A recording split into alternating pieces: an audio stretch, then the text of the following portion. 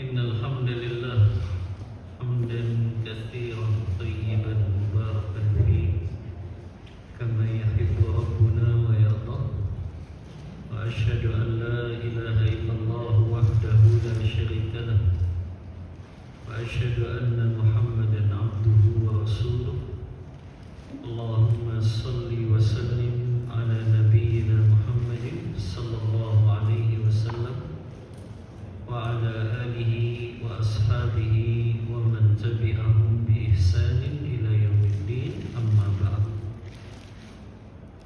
Bapak-bapak yang dirahmati Allah Subhanahu wa Ta'ala, alhamdulillah dengan izin dan pertolongan dari Allah kita bisa melanjutkan kembali kajian rutin kita, masih mengkaji kitab Al-Hadis Al-Arba'in An-Nawawiyah yang ditulis oleh seorang ulama besar dalam mazhab Syafi'i, Al-Imam Abu Zakaria Yahya ibn Syaraf ibn Muri An-Nawawi rahimahullahu ta'ala yang wafat tahun 676 Hijriah. Dan kita masih memasuki hadis yang kedua dari kitab Arba'in An-Nawawiyah ini yang dikenal dengan hadis Jibril, karena di dalamnya malaikat Jibril alaihi salatu wassalam datang kepada para sahabat dan mengajarkan tentang pokok-pokok ajaran agama Islam. Dari mulai beliau berkata kepada Rasulullah, akhbirni anil Islam, beritahukan kepadaku tentang apa itu Islam. Kemudian Rasulullah menjelaskan, al-Islamu an tashhada an la ilaha illallah wa anna Muhammadar Rasulullah wa tuqimus shalah wa tu'tiyaz zakah wa tasuma Ramadan wa tahujjal baita in istata'ta ilaihi sabila. Qala sadaqta. Islam itu adalah engkau bersaksi tidak ada sesembahan yang berhak disembah kecuali Allah, dan sesungguhnya Muhammad itu utusan Allah, dan engkau mendirikan salat, membayar zakat, berpuasa di bulan Ramadan, dan melaksanakan haji bila engkau mampu. Kemudian malaikat Jibril juga mengajarkan tentang iman. Akhbirni anil iman. Ini yang sempat kita bahas di pertemuan sebelumnya ya. Apa makna iman, Pak? Masih ingat? Apa definisi iman? At-tasdiqu bil qalbi, meyakini dengan hati, wal iqraru bil lisan, mengucapkan dengan lisan, wal amal bil arkan, dan beramal dengan anggota tubuh. Makanya sangat menyimpang sekali kalau ada orang mengucapkan 2 kalimat syahadat tapi dia enggak sholat 5 waktu, dia tidak puasa di bulan Ramadan, dia tidak membayar zakat, dia tidak berangkat haji ke Baitullah padahal sudah memenuhi syarat wajib haji, maka di situ dia tidak sempurna keimanannya. Ya, bahkan sebagian ulama mengkategorikan orang yang tidak pernah sholat 5 waktu dari mulai dia memasuki usia baligh, dia nggak pernah sholat sampai dia wafat. Itu sebagian ulama menghukuminya keluar dari agama Islam. Karena sholat itu kata Rasulullah, al-ahdul ladzi bainana wa baina kufr tarkus sholat faman tarakaha faqad kafar. Perjanjian, ikatan yang membedakan kita dengan orang-orang kafir adalah sholat 5 waktu. Siapa yang meninggalkannya, sungguh dia telah kafir. Ini untuk masalah sholat saja, Pak ya. Ulama beda pendapat apakah mereka yang tidak sholat 5 waktu kafir, keluar dari Islam atau tidak. Sebagian ulama mengatakan kafir, walaupun jumhur ulama mengatakan mereka tidak kafir tapi dihukumi fasik, orang yang berdosa besar. Ya. Baik, kita sudah bahas tentang masalah rukun Islam, definisi Islam. Kita juga sudah bahas tentang definisi iman dan rukun-rukunnya. Kita satu persatu membahas rukun iman. Pertemuan sebelumnya kita sudah membahas al-imanu billah, beriman kepada Allah. Dan pada malam hari ini kita akan membahas al-imanu bil malaikah, beriman kepada malaikat-malaikat Allah. Yang pertama, Pak, apa definisi malaikat? Kita harus paham dulu definisinya, Pak. Siapa itu malaikat? Karena jangan sampai ada orang yang mengaku-ngaku dirinya sebagai malaikat, padahal dia nggak memenuhi unsur definisi ini. Makanya para ulama memberikan definisi. Siapa itu malaikat? Al-malaikatu fil istilah. Malaikat secara istilah syar'i adalah khalqun min khalqillahi ta'ala. Mereka adalah salah satu makhluk dari makhluk-makhluk Allah. Jadi tidak boleh menyembah kepada malaikat, tidak boleh beribadah kepada malaikat karena mereka juga makhluk Allah. Gak boleh sujud kepada malaikat, beribadah kepada mereka karena mereka makhluk Allah yang diciptakan oleh Allah Ta'ala. Kemudian khalaqahumullahu azza wa jalla min nurin. Allah ciptakan mereka dari cahaya. Kemudian wahum ibadun mukramun. Mereka hamba-hamba Allah yang dimuliakan. Karena sebab apa? La ya'sunallaha ma amaruhum wa yaf'aluna ma yu'marun. Mereka tidak pernah bermaksiat kepada Allah dan senantiasa melaksanakan perintahnya. Kemudian la yusifuna bidzukurati wala bil unutsah. Malaikat itu tidak punya kelamin. Ini yang harus diluruskan. Ya, karena ada sebagian muslim yang menganggap malaikat itu laki-laki, katanya. Tidak ada. Malaikat itu tidak laki-laki, tidak perempuan. Ini keimanan, ya. Jangan sampai kita membuat sesuatu yang baru, mendefinisikan malaikat itu laki, malaikat itu perempuan, karena tidak ada dalil dari Al-Quran, dari hadis Rasulullah yang menjelaskan malaikat itu memiliki kelamin tertentu. Maka ini keyakinan bahwa malaikat bukan laki-laki, malaikat juga bukan perempuan. Ya, beda dengan Nabi dan Rasul yang Allah sebutkan dalam surah Al-Anbiya ayat yang ke-7. Mereka itu memang semuanya laki-laki. Itu jelas dalil Al-Qur'annya, ya, bahwasannya Allah mengutus rijalan nuhi ilaihi. Semua nabi dan rasul itu adalah laki-laki. Tapi kalau malaikat tidak ada dalil dari Al-Qur'an dan sunnah Rasulullah yang menjelaskan mereka memiliki kelamin. Begitu juga malaikat itu la yakuluna wa la yashrabun.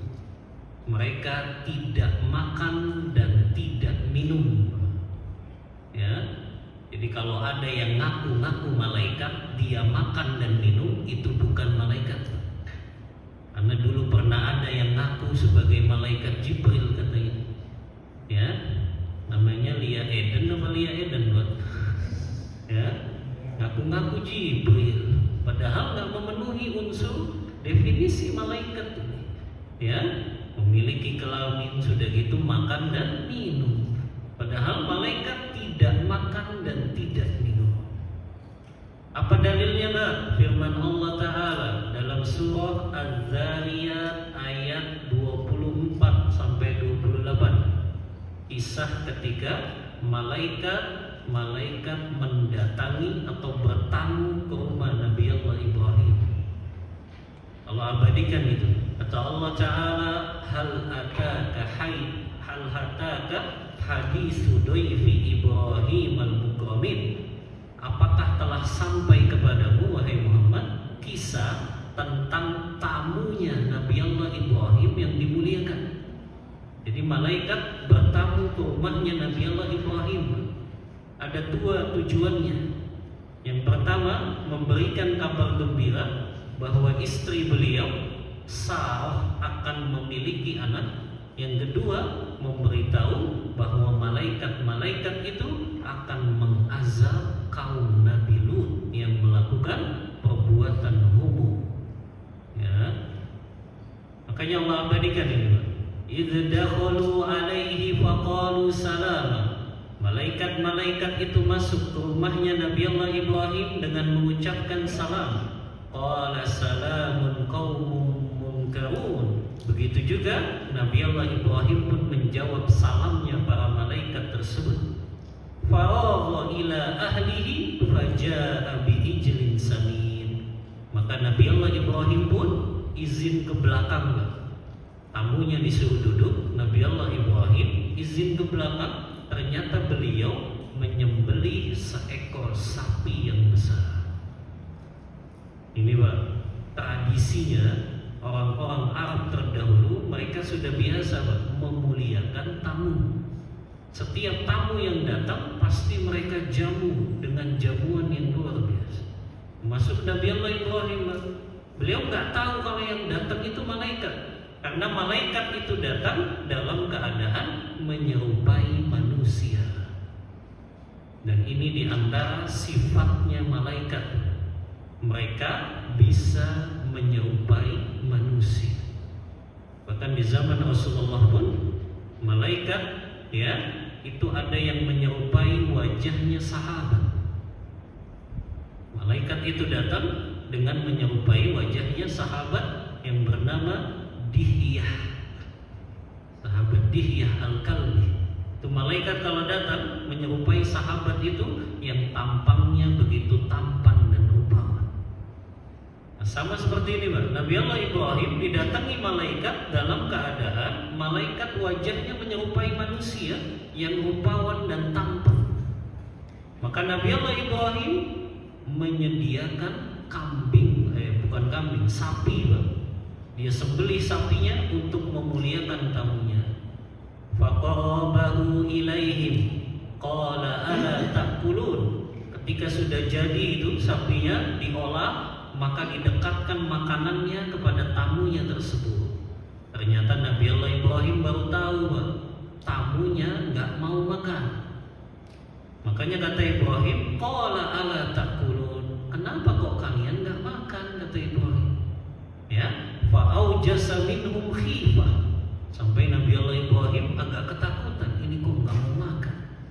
Jangan-jangan bukan makhluk manusia. Ternyata betul. Makanya malaikat itu berkata, qalu la takhaf.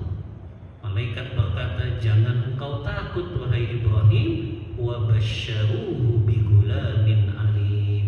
Kami datang untuk memberi kabar gembira bahwa engkau akan memiliki seorang anak laki-laki, yaitu Nabi Allah Ishaq.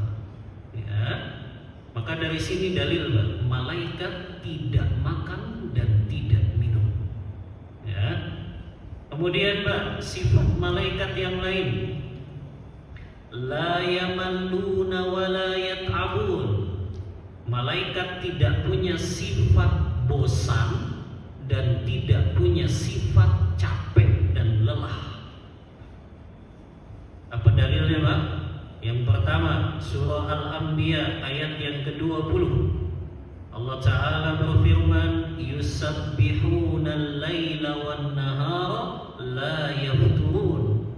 Malaikat-malaikat Allah senantiasa bertasbih di malam dan siang hari, dan mereka tidak pernah merasakan capek dan lelah. Siang malam tasbih saja kerjaannya malaikat, memuji Allah, mensucikan Allah. Ini sifat malaikat tidak pernah capek. Yang kedua, malaikat tidak pernah bosan, nggak pernah jenuh. Kalau kita kan kadang dalam beribadah kepada Allah ada unsur jenuhnya, tapi malaikat enggak. Apa dalilnya Pak? Dalilnya surah Fussilat ayat 38. Allah Ta'ala berfirman, "Falladzina inda rabbika yusabbihuna lahu bil-laili wan-nahar wa hum la yas'amun." Kata Allah, ada hamba-hambanya di sisi Allah yang mereka senantiasa bertasbih, memuji Allah di malam dan siang hari, dan mereka tidak bosan, tidak jenuh melakukan hal tersebut. Ini dalilnya Mbak ya, malaikat tidak pernah capek. Surah Al-Anbiya ayat 20, malaikat tidak pernah bosan. Surah Fussilat ayat 38. Ya. Ini diantara sifat-sifat para malaikat-malaikat Allah. Ya. Yang kedua Pak,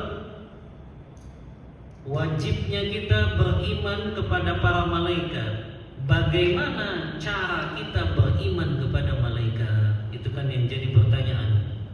Ya, bagaimana caranya kita beriman kepada malaikat-malaikat Allah? Atau kapan kita sudah disebut sempurna keimanannya untuk beriman kepada para malaikat? Ada 4 variabel yang kalau ini terpenuhi, baru keimanan kita kepada malaikat dianggap sempurna. Yang pertama, beriman kepada malaikat adalah al-imanu biwujudihim. Kita wajib beriman malaikat itu wujudnya ada. Nggak boleh ada keraguan, walaupun kita nggak bisa melihatnya. Ya, maka harus yakin kita malaikat itu wujudnya ada. Karena ada sebagian orang Mbak, ini biasanya dari kalangan filosof. Dari kalangan filosof itu, mereka menganggap malaikat itu nggak ada wujudnya katanya. Malaikat itu hanya sifat kebaikan yang ada dalam diri manusia. Sementara syaitan itu sifat keburukan yang ada dalam diri manusia. Ini perkataan yang batil. Ya, makanya mereka mengingkari adanya malaikat. Para filosof itu, ahli-ahli filsafat, mereka mengingkari perkara-perkara ghaib. Karena menurut para filosof, kebenaran dan ilmu itu yang bisa dirasakan oleh panca indrawi saja. Ini kan sesatnya orang-orang filsafat. Mereka nggak mau menganggap itu sebagai kebenaran kalau tidak dibenarkan oleh panca indera. Makanya akhirnya mereka mengingkari adanya malaikat, mengingkari adanya syaitan, mengingkari adanya azab kubur, mengingkari adanya hari kebangkitan. Itu orang-orang yang ahli filsafat tuh gitu. Ya. Makanya mereka hanya mau menerima kebenaran kalau bisa dilihat oleh mata, bisa didengar oleh telinga. Padahal ini semua kan terbatas. Ya, sampai Pak Imam Ghazali memberikan contoh Pak. Bapak kalau lihat dari sini, bintang itu besar atau kecil? Ya, kalau lihat dari sini nih, bintang itu besar atau kecil? Kecil Pak. Padahal sejatinya bintang itu besar atau tidak? Besar. Itulah lemahnya penglihatan kita. Ya. Jadi semua Pak, panca indera kita ini ada batasnya. Nggak bisa mengetahui semua ilmu dan kebenaran dengan panca indera saja. Makanya sumber ilmu yang utama bagi orang yang beriman Al-Quran dan Sunnah Rasulullah. Itu ilmu dan kebenaran yang utama. Makanya kita mengimani ketika Allah mengabarkan dalam Al-Quran, amana rasul bima unzila ilaihi min rabbih wal mu'minun kullun amana billahi wa malaikatihi wa kutubihi wa rusulihi wal yaumil akhir. Ya, lihat, Allah memerintahkan Rasul-rasul juga mereka mengimani ini, Pak. Maka kita juga wajib mengimani adanya malaikat walaupun kita nggak pernah melihat wujudnya. Tapi dari mana kita tahu itu, Pak? Al-Quran, sumber ilmu dan kebenaran. Ya, begitu juga hadis-hadis Rasulullah yang menyatakan beliau pernah melihat langsung, Pak. Rasulullah ini dalam hadis yang sahih riwayat Muslim, Rasulullah pernah melihat fisik langsung malaikat Jibril. Berapa kali Rasulullah melihat malaikat Jibril dalam bentuk aslinya, Pak? 2 kali. Kapan itu, Pak? Kapan Rasulullah melihat malaikat Jibril dalam bentuk aslinya? 2 kali saja, Pak. Kapan itu? Ini tawaduk semua coba. Kapan, Pak, Rasulullah melihat Jibril dalam bentuk aslinya 2 kali? Yang pertama saat beliau kapan? Saat beliau melakukan Mi'raj. Apa itu Mi'raj? Isra Mi'raj maksudnya, ya.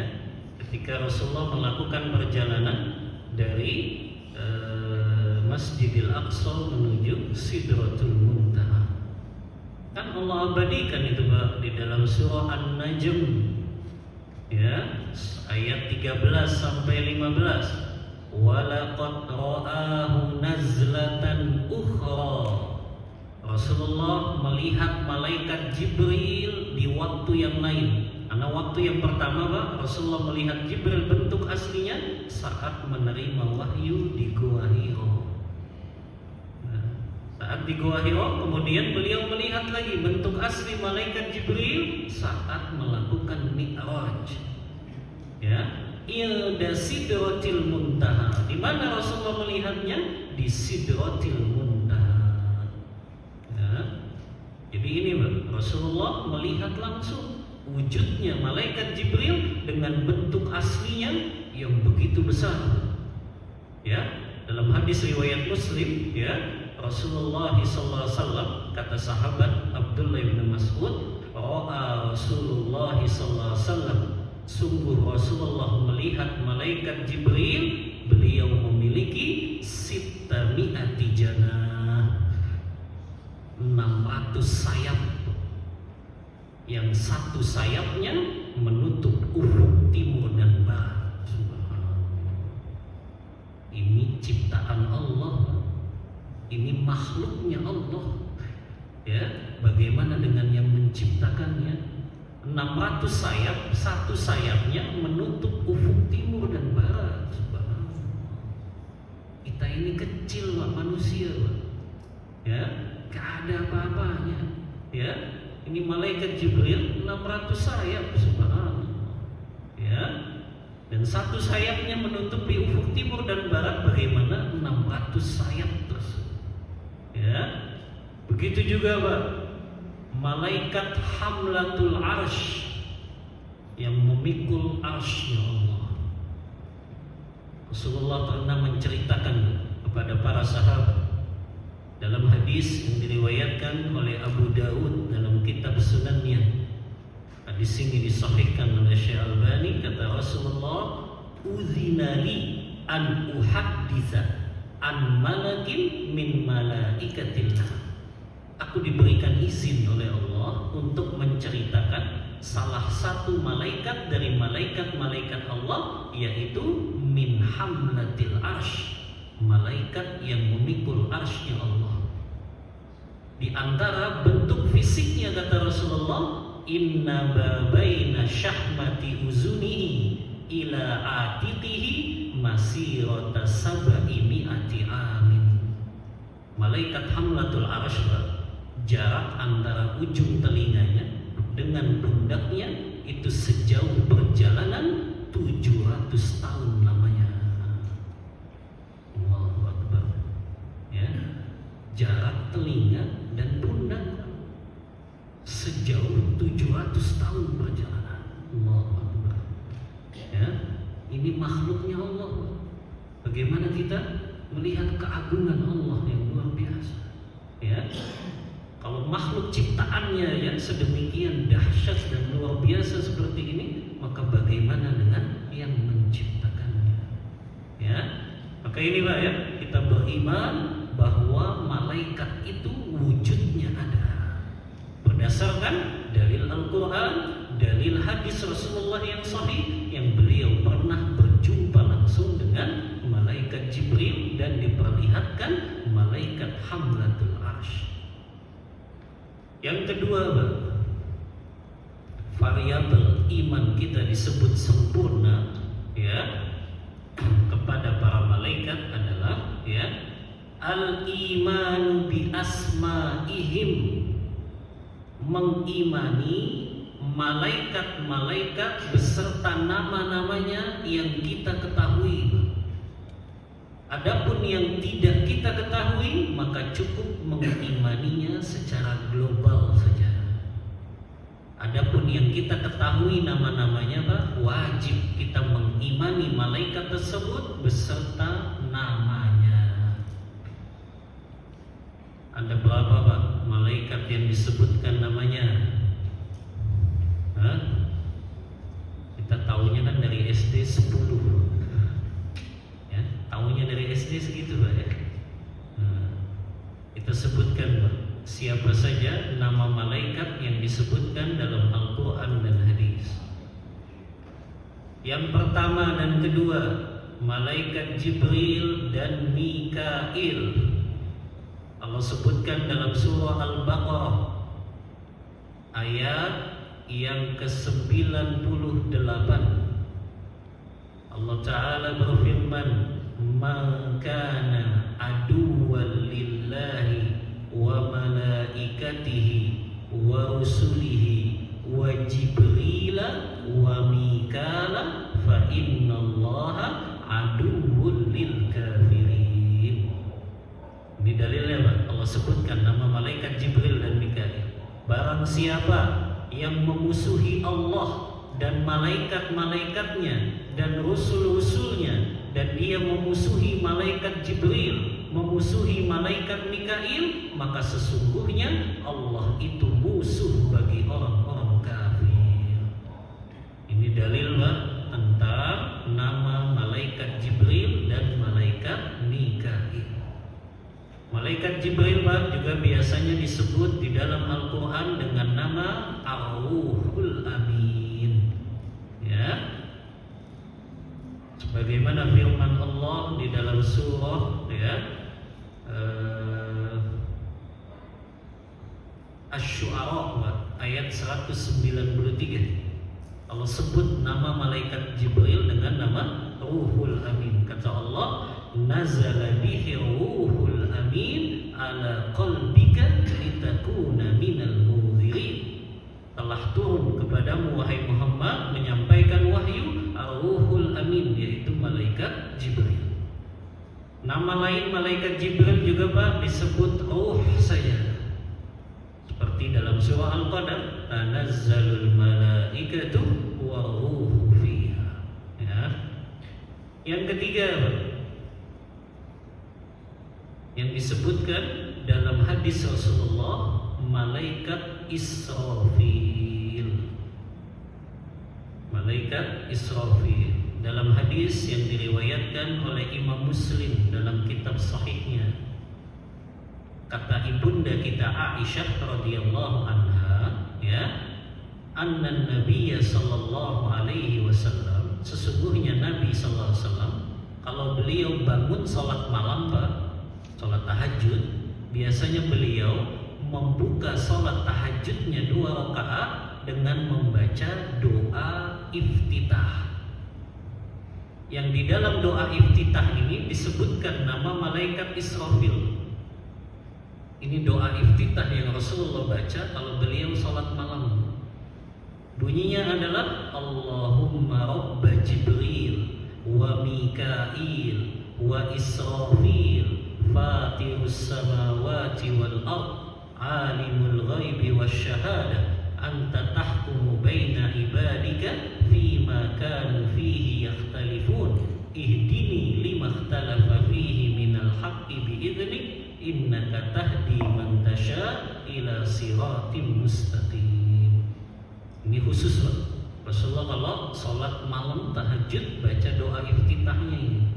Di sini kan disebutkan, ya Allah, Rabbnya malaikat Jibril, Rabbnya malaikat Mikail, dan Rabbnya malaikat Israfil. Ya.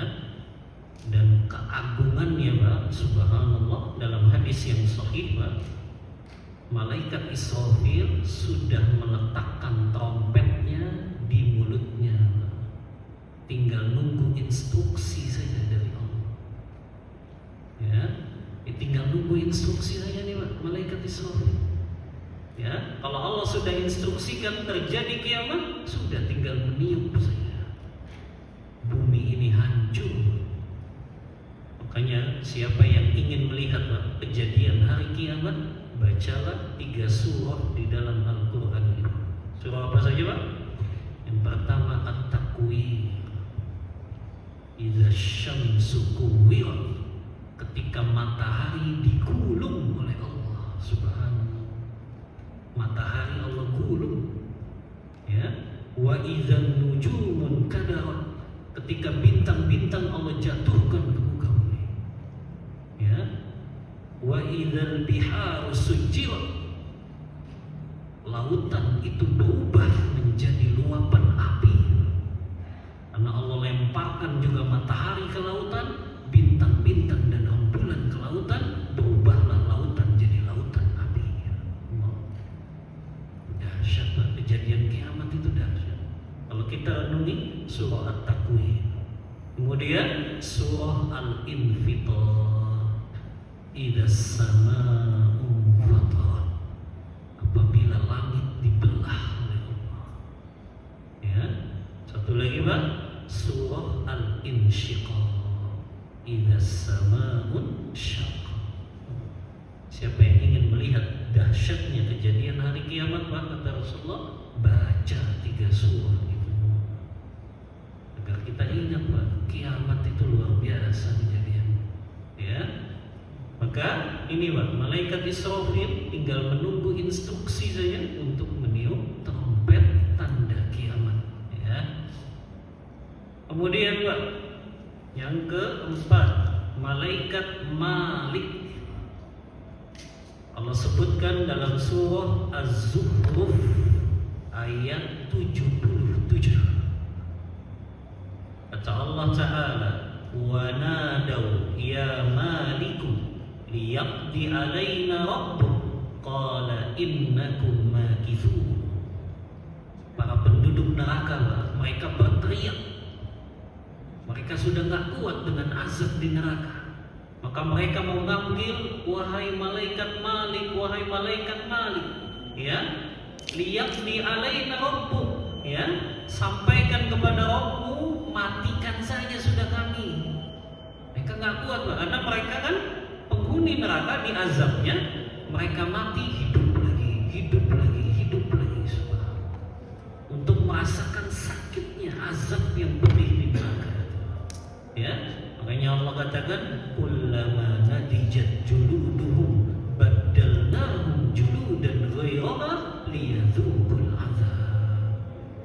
Ya, setiap, Pak, kulit-kulit mereka ini dibakar dengan api neraka, ya, kemudian mereka dikembalikan hidup lagi setelah dibakar tersebut untuk merasakan sakitnya azab api neraka. Ya, subhanallah, penghuni neraka itu kan, Pak, bernafas saja, Pak, sakit, Pak. Subhanallah. Penghuni neraka, Pak, bernafasnya mereka itu sakit. Mereka keluarkan nafas, narik lagi, itu mereka sudah merasakan sakit di neraka. Ya, belum lagi makanan mereka, la yusminu wa la yughni min ju'. Ya, nggak bisa mengenyangkan mereka karena yang mereka makan apa, Pak? Pohon zakum, pohon yang berduri-duri itu. Subhanallah, ketika mereka menelan pohon-pohon zakum tersebut, mereka ada yang sampai menempel di bagian kerongkongannya. Begitu sakitnya, dan mereka dikasih minum, tapi minumannya air yang mendidih. Minumannya Pak, nanah-nanahnya orang kafir. Subhanallah. Itu dahsyatnya neraka. Ya, maka ini menjadi pengingat Pak, ya, yang menjadikan penduduk neraka Pak berteriak, wahai malaikat Malik, wahai malaikat Malik, minta kepada Rabbmu, matikan kami saja deh, jangan hidup lagi. Saking nggak kuatnya Pak penduduk neraka. Ya, tapi apa kata malaikat Malik? Qala innakum makisun. Enggak, kalian akan tetap di neraka ini. Ya, ini Pak ya, sampai yang keempat malaikat Malik. Break dulu ya untuk sholat isya.